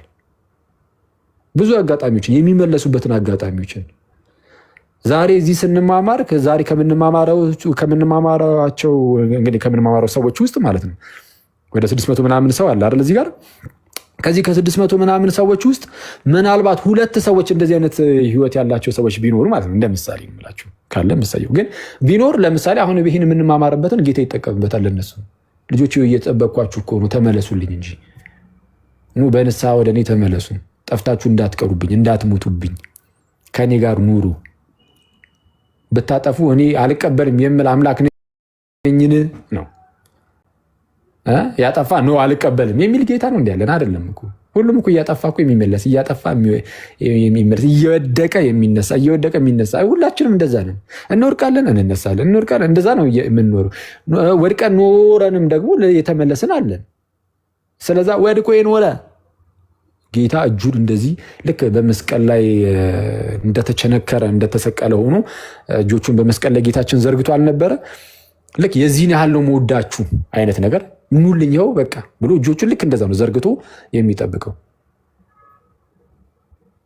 ስለዛ እንደዚህ አይነት አጋጣሚዎችን እየተጠቀመ ጌታ ሰውን ሊጠራ ይችላል፣ ህዝቡን ሊጠራ፣ ልጆቹን ሊጠራ ይችላል። የተለያዩ አጋጣሚዎችን በአንድም በሌላ ማለት ነው እና ስለዛ ማንኛውንም ሰው ይቀበላል ማለት ፈልጌ ነው። ግን ደግሞ በጣም እንደው በተለይ መንፈሳዊ ነገርን ከቀመስን በኋላ የእግዚአብሔርን ነገር ካወቅን በኋላ ስለ ክርስቶስ ካወቅን ከተረዳን በኋላ መልሰን ግን በኃጢአት ብቻ የምንመላለስ አሲረን አቅደን ተፍተፍ እያልን እያደንን እንደዚህ የምናደርግ ከሆነ ግን በጣም አስቸጋሪ ነው። ማለት መንፈስ ቅዱስን እምቢ እያልነው ነው። ውስጣችን ያለው መንፈስ ቅዱስ ሲወቅሰን እምቢ ስንለው የሆነ ሰዓት ላይ አሳልፎ ሊሰጠን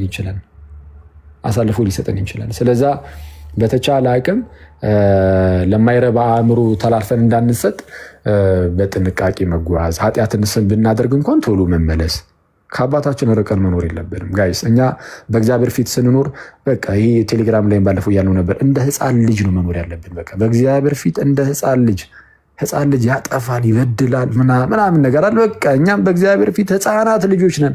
ኩፍስ ብለን እንደው በቃ እኛ ጥንቁቆች ነን፣ ምንም ነገር አይገኝብንም እያልን ነው። እንደዛ አይደለም። በቃ ልንወድቅ እንችላለን። ልክ ህፃን ልጅ በአባቱ ፊት ሊወድቅ እንደሚችል፣ ሊነሳ እንደሚችል፣ ሊያጠፋ እንደሚችል፣ የሆነ ነገር ሊነካ እንደሚችል፣ ሊሰብር እንደሚችል አይደል? የሆነ ህፃን ልጅ የሆነ ነገር ነክቶ ሊሰብርብ ይችላል፣ የሆነ ነገር ሊያጠፋ ይችላል ምናምን። ግን አባቱ ጨክኖ አይጨክንበትም። እዛው ደግሞ በቃ ልጁ ነው፣ ቢቆጣው ቢቆነጠጠው ምን ቢለው መልሶ ደግሞ ይሰማዋል። እና በእግዚአብሔር ፊት ልክ እኛ እንደዚህ ነው መኖር የምንፈልገው። ድንገት ኃጢአት ብንሰራም እዛው ብንቆሽሽ ማለት ነው እዛው ጌታ እያጠበን እዛው ከእርሱ ጋር በእርሱ እቅፍ እንድንኖር፣ ህይወታችን ሁሉ በእርሱ እቅፍ እንዲሆን፣ ስንሞትም በእርሱ እቅፍ ሆነ እንድናንቀላፋ ነው የምንፈልገው ጋይስ። ከጌታ በዚህ በምድር ላይ ስንኖር ከጌታ ተለይተን ርቀን እየኖርን፣ ይህን በደንብ አድርጋችሁ ስሙኝ ጋይስ። በዚህ በምድር ላይ ስንኖር ከጌታ ርቀን በኃጢአት እየተመላለስን እየኖርን ሞት ድንገት ቢመጣና ብንሞት ያን ያልቅልናል። ኢማጂን ከጌታ ተለይተን ስትሞት፣ በቃ ከጌታ ተለይተህ ከሞት ከዛ በኋላ ያለህ ዕጣ ፋንታም እንግዲህ ሊሆን የሚችለው በእውነት ተአምር እንደው የሆነ ነገር ካልተፈጠረልህ በስተቀር ከጌታ ርቀህ እኮ ነው የሞትከው። በቃ በዛው በራክበት ነው የምትሄደው። ስለዛ ሊሆን የሚገባው ምንድን ነው ከተባለ ከጌታ እቅፍ በፍጹም የፈለገ ነገር ቢመጣ ከጌታ እቅፍ መለየት መራቅ አይመጣውም። የኪሳራ ኪሳራ።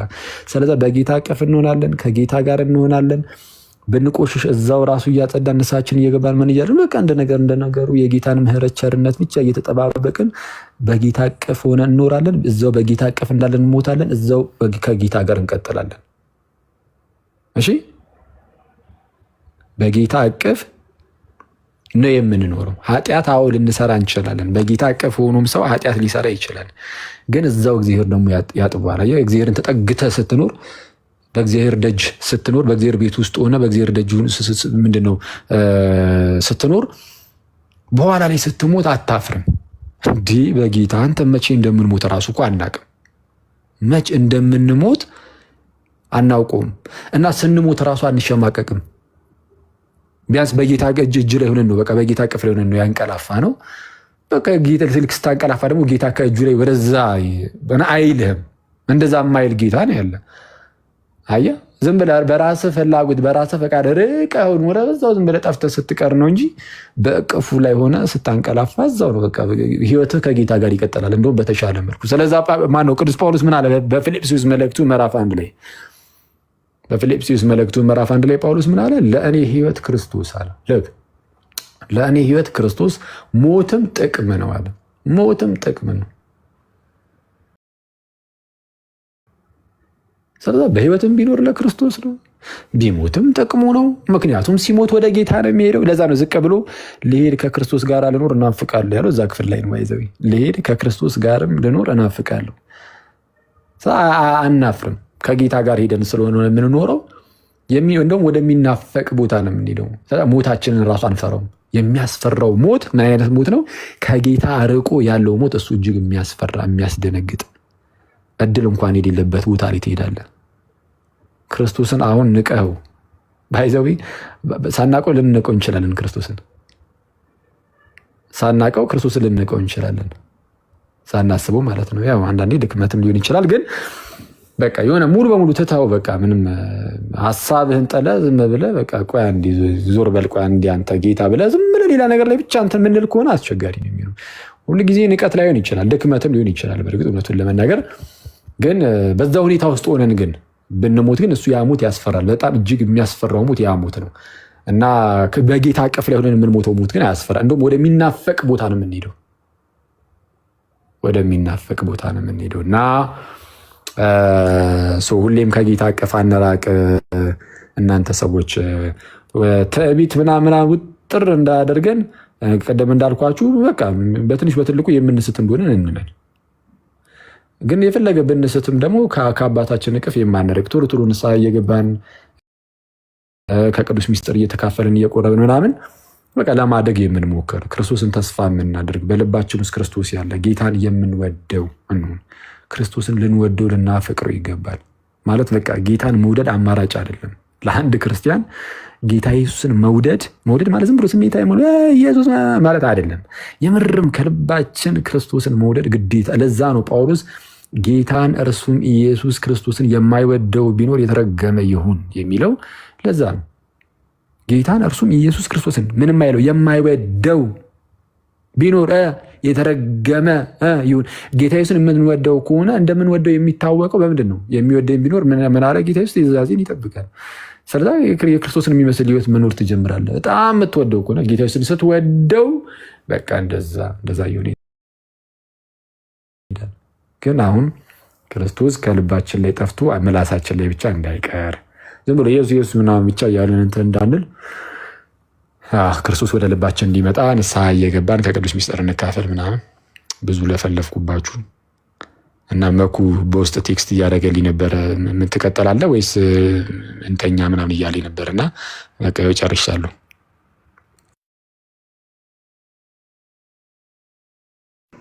እዚሁ አምጥቼ መብላት ጀመርኩ። ቃሎት ያሰማልን፣ ቃሎት ያሰማልን። በእውነት እንግዲህ ለፍሬ ያብቃን። ትልቁ እሱ ነው። ቃሎት ያሰማልን። አክሊ አሜን አሜን። ቢኒሽ አንተን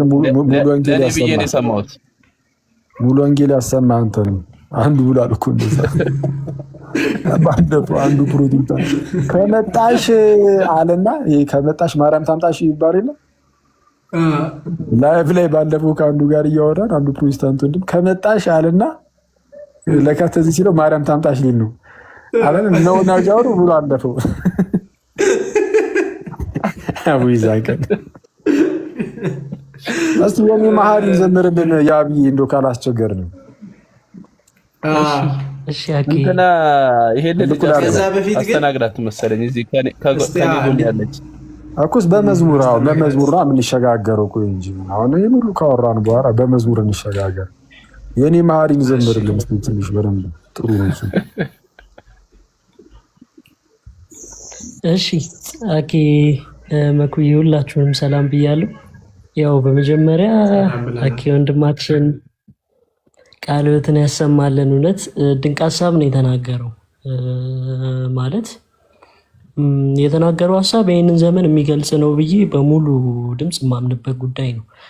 ብዙዎቻችን ኢየሱስ የሚለው ስም ይሄ እንዴት ነው አፍ ለአፍ መጥራት እንችላለን እንጂ ኖርማሊ ልብ ላይ ወይም ደግሞ ተግባር ላይ በተግባራዊ ሕይወት ባለው ክርስትናችን ላይ ብዙም የኢየሱስ ስም ከፍ ብሎ ሲታይ አናየው አይደለም። ሌላው ላይ ይቅርና እኛ የምናገለግለው ላይም እንኳን አይታይምና ብዙ ጊዜ የክርስትና ሕይወት ክርስቶስን መስሎ ወደ መኖር ክርስቶስ የሚያዘውን ሁሉ ትእዛዝ በፍቅር መፈጸም። ምክንያቱም ቅድም እንዳለው ነው ዳኬ እንደተናገረው ወደ እሱ ለመቅረብ ማለት ምንም በሱ ቅፍ ብንውል ልናጠፋ እንችላለን። ነገር ግን ያው በቅዱስ ምስጢሩ በዛ በስጋው ደሙ ለመክበር ከዛ በኋላ በንስሐ ተመልሰን ደግሞ በቅዱስ ስጋ ደሙ ለመታተም ለመክበር ከዛ በኋላ ክርስቶስን ደግሞ ተሸክመን ለዓለም በማንነታችን በህይወታችን ይሄ እንዴት ነው ባለን ባኗኗራችን ሁሉ ለመግለጽ ምን ያክል እኛ ዝግጁ ነን ነው ጥያቄ። ምክንያቱም ዓለም ላይ ዛሬ የክርስቶስ ስም እንደቀልድ ይሄ የመቀለጃ ሙድ መያዣ ሰው ይሄን ስም ሲጠራ በጣም የዓለም ህዝብ ፊቱን የሚያዞርበት ነው። እንደ አንድ ክርስቲያን ግን አንድ ሰው ኢየሱስ ብሎ ሲጠራ እንዴት ነው እሱን መውደዱን የምናውቀው እኛ በተግባሩ ነው። አንድ ሰው ኢየሱስ ክርስቶስን እወዳለሁ ሲል ክርስቶስን የሚመስል ህይወት ሊኖረው ያስፈልጋል እንጂ ማንም ተነስቶ ኢየሱስ ኢየሱስ ኢየሱስ ብሎ ዘም ብሎ ስለጠራማ ማለት ነው ማሊ እንወደዋለን ብሎ ማሰብ የለብን። ስለዚህ ክርስቶስን የምንወድ ከሆነ የሱን ህይወት መኖር ያስፈልገናል። ምክንያቱም ቅዱስ ጳውሎስ ሲናገር እውነትና ፍቅርን ሁሉ ያዝን በነገር ሁሉ ራስ ወደሚሆን ወደ እርሱ ወደ ክርስቶስ እንደጋ አይደለም የሚለው። ምክንያቱም ክርስቶስን የሚወድ ሰው ካለ እውነትና ፍቅርን ይይዛል። ከዛ በኋላ ኃጢአት እንኳን ቢሰራ ወደ አባቱ እቅፍ መመለስ እንደሚችል ስለሚያውቅ በንስሐ ይመለሳል። ዛሬ ብዙዎች ተስፋ የቆረጡ እህትና ወንድሞች አሉ። እንዴት ወደ ጌታ የኃጢአት ሰርቼ እንዴት አድርጌ መመለስ እችላለሁ ብለው የሚፈሩ እህትና ወንድሞች አሉ። ማለት በዚህ አጋጣሚ ይህንን ነገር ልነግራችሁ እወዳለሁና እህትና ወንድሞቼ እግዚአብሔር እንደ ሰው የሆነ አምላክ አይደለም፣ እንደኛም ጨካኝ የሆነ አምላክ አይደለም። ለልጆቹ የሚራራ የልጆቹ መጥፋት ግድ የሚለው ከአባትም በላይ አባት የሆነ አባት ነውና በምንም አይነት ሁኔታ ውስጥ በኃጢአት እንኳን ብንወድቅ እሱ ይቅር እንደሚለን አምነን በንስሐ እንመለስ። እግዚአብሔር በእግዚአብሔር እቅፍ ውስጥም ሆነን ብዙዎቻችን እንወድቃለን። ስጋዊ ድካም አለብንና እንስታለን። ነገር ግን ይቅር የሚል አምላክ እንዳለ